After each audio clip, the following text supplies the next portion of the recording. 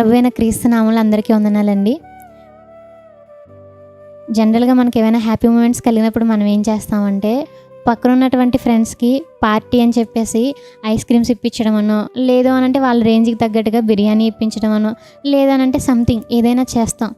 అదేవిధంగా ఫ్యామిలీకి కూడా ఏదైనా చేస్తాం, కొత్త బట్టలు తీసుకోవడమో, లేదు అని అంటే ఎక్కడికైనా ప్లాన్ చేయడమో. ఇట్లా మనకి ఏవైనా కానీ మన లైఫ్లో హ్యాపీ మూమెంట్స్ అనేవి కలిగినప్పుడు మనం ఏం చేస్తామంటే జనరల్గా మనకి ఇష్టమైనటువంటి వాళ్ళని పిలిచి వాళ్ళకి ఇష్టమైనటువంటివి ఇవ్వడం కానీ, ఇంకా మనం హ్యాపీగా ఎక్కడికైనా వెళ్ళడం కానీ ఇలా మనం ప్లాన్ చేసుకుంటూ ఉంటామండి.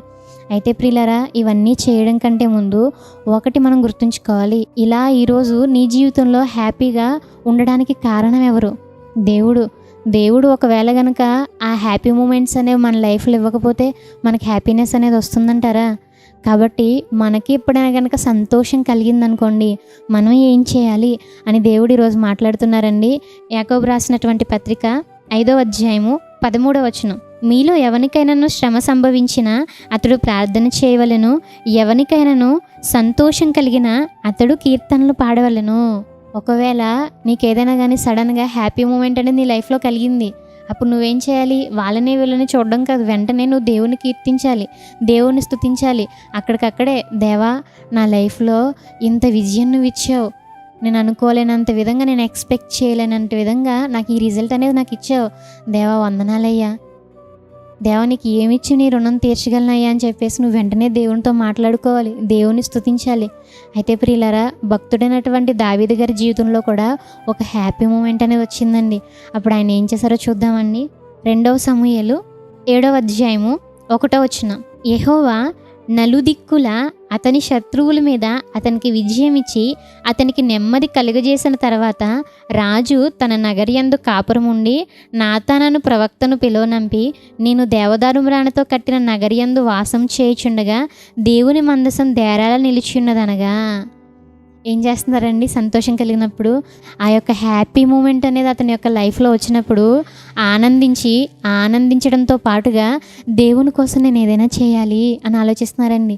నేనేమో ఇంత రిచ్గా ఉంటున్నాను, మరి దేవుడేంటి డేరాలా ఉన్నారు, ఇలా ఉండకూడదు, నేను దేవుని కోసం ఏదైనా చేయాలి అని చెప్పి అప్పటికప్పుడు ప్రవక్తను పిలిపించి దేవుని కోసం ఆలోచిస్తున్నారండి.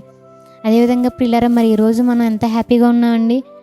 ఎక్కడా కూడా ఎటువంటి కీడు మన దరికి చేరకుండా, ఎక్కడా కూడా ఎటువంటి యాక్సిడెంట్స్ కూడా దేవుడు మనకు అవనివ్వకుండా, ఏ కీడు కూడా మన ఇంటి వైపుకు రాకుండా మన పిల్లల్ని మనల్ని కాపాడుతూ రోజు కూడా మనల్ని పోషిస్తూ దేవాది దేవుడు ఈరోజు నిన్ను ఇంత హ్యాపీగా ఉంచితే మనం దేవుని కోసం ఏం చేస్తున్నామండి? ఆలోచించండి. మరి మనం దేవుణ్ణి స్తుతించే విధంగా ఉన్నామా? అట్లీస్ట్ దేవుణ్ణి కీర్తించే విధంగా ఉన్నామా? దేవునికి ప్రార్థన చేసే విధంగా ఉన్నామా అని ఈరోజు మనం ఈ ఉదయకాల సమయంలో ఆలోచించాలండి. ఈరోజు నువ్వు ఇంత హ్యాపీగా ఉన్నావంటే కారణం దేవుడు. కాబట్టి నువ్వు దేవుని కోసం ఏదో ఒకటి చేయాలి.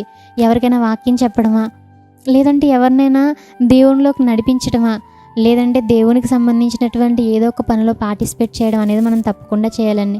కాబట్టి మన జీవితంలో దేవుడు హ్యాపీనెస్ కలిగించినప్పుడు మనం అక్కడికక్కడ ఏదో ఆ రోజు గడిపేయడం కాకుండా దేవునికి సంబంధించినటువంటి పనుల మీద కాన్సన్ట్రేషన్ చేయాలని ఈ ఉదయకాల సమయంలో దేవుడు మనతో మాట్లాడుతున్నారని. కాబట్టి ప్రతి ఒక్కరూ కూడా హ్యాపీనెస్ కలిగినప్పుడు దేవుణ్ణి కీర్తించాలని, దేవుణ్ణి స్తుతించాలని ప్రభు పేరట మనం చేసుకుంటున్నానండి. ప్రార్థన చేసుకుందాం. ప్రార్థన.